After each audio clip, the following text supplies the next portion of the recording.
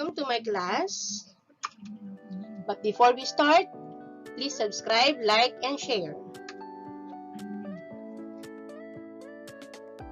We're now here for English for academic and professional purposes. About your self-learning module, it has 9 sections. Expectations, pre-test, looking back, brief introduction, activities, remember, check your understanding, post-test, and reflection. Okay, what is expectations? It contains the learning objectives you are expected to carry. The pre-test is given to check what you already know about the lesson to take.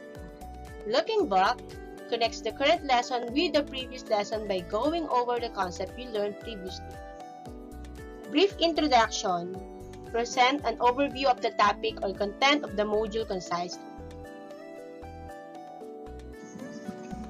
Activities are set of exercises or practice tests you will perform independently in pair or in groups.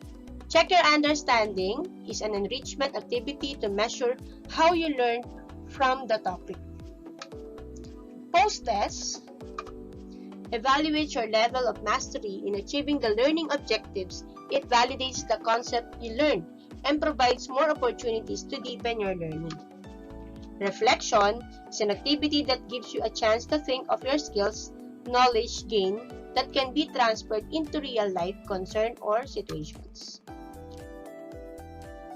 Okay, the topic for today is about academic versus non-academic texts.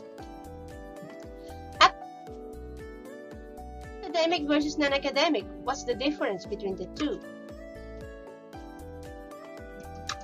When we say academic texts, these are written by scholars and peer-reviewed to meet high standard for research and integrity and take years to publish. Remember that, take years to publish.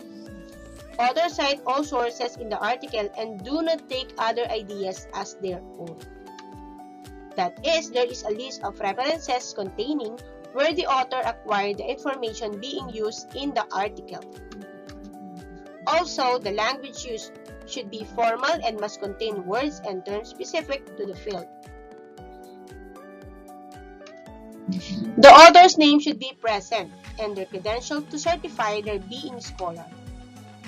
Remember this, do not use Wikipedia for an academic source because this website can be altered by anyone, so any information in it cannot be considered credible or academic. Also, academic texts are objective. These formal words or technical words specific in a certain field. They are usually written by professionals and has references where authors base their information.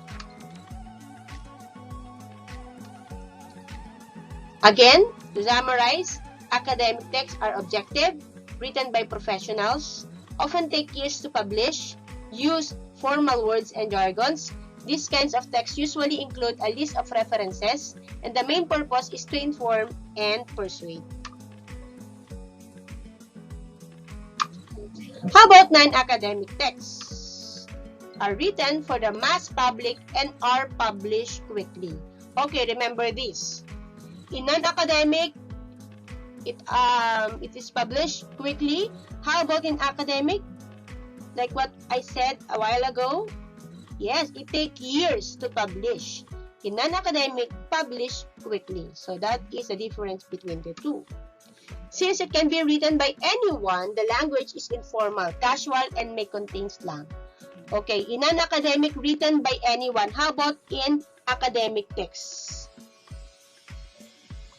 In academic text is, yes, usually written by professional and has references, right? Where authors base their information. And the language in academic is formal. In non-academic, informal, okay? Therefore, it usually includes one's opinion and point of view, just like the article found in Philippine Star or Manila Times. Author's name in the article is not required along with their credentials. How about in academic? Do you still remember? Yes, in academic, the author's name should be present and their credentials to certify their being scholars. Not unlike in non-academic, author's name in the article is not required along with their credentials. Since no citation is needed, there will be no reference list in non-academic. How about in academic? This kind of text usually include a list of references. So, may reference list ang academic and non-academic, no reference list. Kaya, no citations. Okay? Is it clear? Non-academic are non-objective and use casual and informal language. They are written by anyone, diba, who wanted to voice their own opinion and point of view in a certain matter. Okay? Not unlike in academic, it is formal. It uses formal language and written by professionals.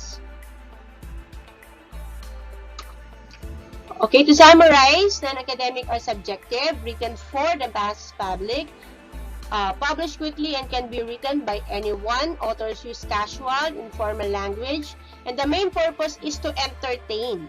How about in academic? What is the main purpose of academic texts? Anyone can remember? Yes, the main purpose is to inform and persuade in academic. In non-academic is to entertain. Okay, these are examples of academic and non-academic texts. Academics, there are journal, conference paper, blog articles, diba? Thesis, reviews, essay, learners' materials, textbooks, encyclopedia, essay, research paper, feasibility study, book review. They are objective. They are written by professionals. Often takes years to publish.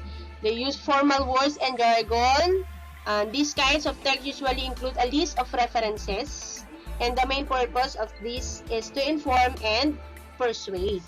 In non-academic text, examples are Wattpad, ebooks, newspaper, magazine, blogs, personal journal, email, text messages. So it published quickly, can be written by anyone. It is